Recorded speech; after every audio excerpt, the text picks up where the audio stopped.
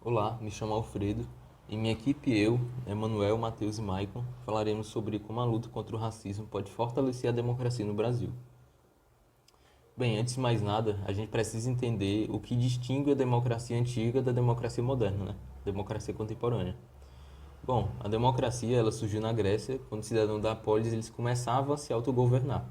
Então, por isso, a gente vai se basear nela como democracia antiga. Nesse período, a democracia ela se dava de modo direto e participativo, de maneira que ela excluía grande parte da população, né? Porque para eles não fazia sentido eles possuírem esse direito. Então, de qualquer forma, apesar de, ao nosso ver, ela ser até que injusta, né? É, a gente tem um dos primeiros ideais da democracia na Grécia Antiga. E já é um avanço. E Norberto Bobbio, por exemplo, ele discutiu justamente esse ponto, né, afirmando que a democracia grega ela era altamente elitista ao conceder esse direito para essa parcela da população somente, né? Então, de modo caracterizado, a gente pode dizer que essa democracia ela se baseava na isonomia, né, na isocracia e na isegoria, em que basicamente a isonomia ela se refere ao direito de falar, a isocracia se refere à igualdade de poder e por fim a isegoria se trata da liberdade de expressão. Luciano Cânfora ele disse que a tradição filosófica após Sócrates ela hostilizava a democracia, né? Isso quer dizer que eles não tinham a capacidade intelectual de tomar boas decisões, digamos assim. Porque as culturas mais recentes, querendo ou não, elas herdam as características das culturas mais antigas e vão se moldando ao longo do tempo. De efeito comparativo, já a democracia contemporânea, ela possui imagem positiva, né? Algo que devia ser esperado porque a gente está vivendo essa democracia e a gente tende a aceitá-la, né? A nossa democracia do presente, ela é moldada de modo que retira os privilégios, ou seja, os direitos e deveres, e institui uma política baseada no sufrágio universal, né? Que é o pleno direito político a todos os cidadãos do país, de modo que desconsidere os fatores como renda, cor, escolaridade ou etnia. A democracia moderna ela desaprova a tirania é, ou qualquer ou qualquer político que apoie a tirania, né? Ou então qualquer poder soberano usurpado. Mas a gente sabe que na prática nem tudo é como na teoria. E por isso a democracia moderna ela tem alguns defeitos, né? Bem como as elites ela tendem a considerar os seus interesses mais pessoais em detrimento do bem comum, ou seja, do bem coletivo, né? O bem de todos. Nesse sentido, o autor Sartori, ele diz que a democracia, enquanto apropriada pelas elites, ela se tornou vazia. Isso quer dizer que não se pode mais generalizar a democracia. Mas apesar de tudo, a democracia atual ela é vista como um modelo que garante os direitos fundamentais da vida e permite que os indivíduos busquem e defendam os seus interesses para uma sociedade mais harmoniosa, né? Podemos assim dizer. Então eu espero que tenha sido uma explicação de fácil entendimento para que a gente possa distinguir a democracia antiga da democracia moderna e a gente possa prosseguir para entender como a luta contra o racismo pode fortalecer a democracia no Brasil. Muito obrigado. Olá a todos e a todas. Meu nome é Manuel e eu vou dar continuidade ao assunto de como a luta contra o racismo pode fortalecer a democracia. Bom, primeiramente, a gente pode afirmar que a luta contra o racismo ela pode sim fortalecer a democracia quando ela utiliza os direitos humanos, quando se trata de unir todos em um só pensamento, é, no intuito de fazer uma sociedade mais igualitária, e uma sociedade cada vez mais voltada para os princípios humanos. No caso, a gente pode fazer uma sociedade que não vê cor, que não vê raça, que não vê classes sociais e que trata todos os seres humanos como devem ser tratados, né?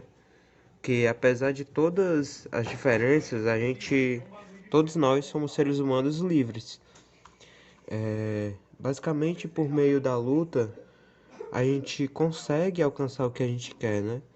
E a gente tem bastante provas disso, né? Como o Alfredo já citou anteriormente, houveram mudanças na democracia, né? Desde o começo até aqui, claramente houveram mudanças. E nós temos como fato para comprovar que a luta ela, ela faz a gente alcançar melhores direitos, uma melhor democracia, uma democracia mais forte. A gente tem o fato de nós termos direitos básicos para todos. A gente sabe que nem sempre foi assim, mas isso foi conquistado por meio da luta. E hoje a gente tem uma democracia bem mais forte por conta dessas lutas passadas. Então, eu já quero findar aqui minha fala e eu afirmo que podemos sim fortalecer a democracia através da luta contra o racismo. Bom dia, boa tarde, boa noite, meu nome é Matheus. E, bom, um ponto muito importante a ser considerado nessa temática, né, do fortalecimento da democracia por meio da luta contra o racismo, é a questão da representatividade negra nas posições de poder. Como a gente sabe, né, desde muito tempo as elites brancas têm o poder político nas mãos, né, e essa mesma elite branca não quer que os negros ocupem esses mesmos espaços. Então, historicamente, os negros, apesar de serem a maioria da população brasileira, né, 51% segundo dados do IBGE, eles ainda têm uma representação muito pequena nos cargos políticos, no Senado, né, no Congresso e por aí vai. Então, considerando que no processo político, para que se tenha uma democracia forte, é extremamente importante que as classes menos favorecidas, né, que infelizmente sofrem com esses problemas, né, sejam representadas na política para que tenham seus direitos, né, defendidos e para que tenhamos, né, para que a gente tenha mais igualdade e democracia. Em suma, um dos meios de superar esses estigmas, as desigualdades sociais, fortalecer, né, a luta contra o racismo, é a gente votando em candidatos negros, né, que apoiem a luta contra o racismo e promovam, né, políticas públicas que fortaleçam, né, essa luta. Meu nome é Maicon Júlio e eu vou falar um pouco sobre Nelson Mandela e o Apartheid. Nelson Mandela foi um líder político importantíssimo para a história da África do Sul, pois ele estava presente na luta contra a opressão racial do Apartheid. O Apartheid surgiu logo alguns anos depois do fim da Segunda Guerra Mundial e com a chegada do Partido Nacional Afrikaner, eles tiraram completamente os direitos dos negros de seus direitos básicos, como votar e seguir em sociedade como os outros brancos. A ideia deles era basicamente de separar negros dos brancos de todo o continente africano.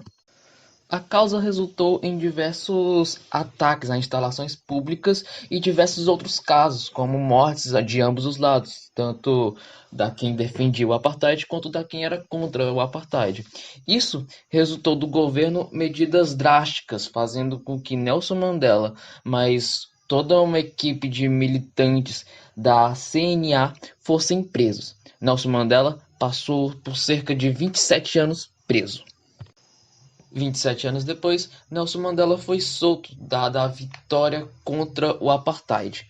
Em 1993, Nelson Mandela foi eleito presidente da África do Sul e em 99, Nelson Mandela conseguiu o Prêmio Nobel da Paz.